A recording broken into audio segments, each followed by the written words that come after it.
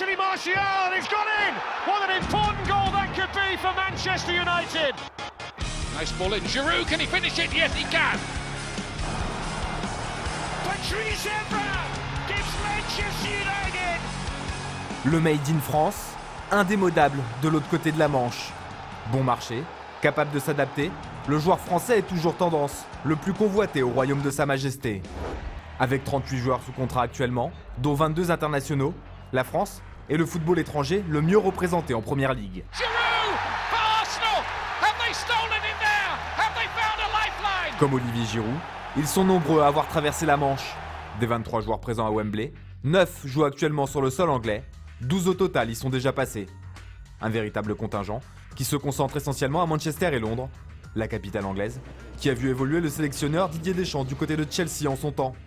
Une époque où les Français, champions du monde et d'Europe en titre, se côtoyaient tous les week-ends sur les terrains de Première Ligue. Quand la France s'exporte, l'Angleterre conserve les joyaux de sa couronne. Aucun joueur de sa sélection évolue à l'étranger, au contraire des tricolores. S'il avait sélectionné Sakho et Payet, Deschamps aurait pu aligner un 11 100% Première Ligue ce soir.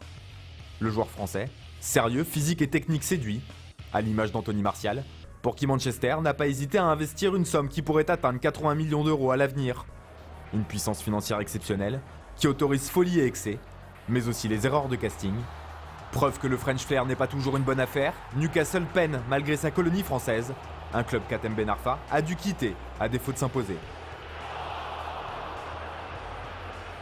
J'ai passé 4 ans là-bas.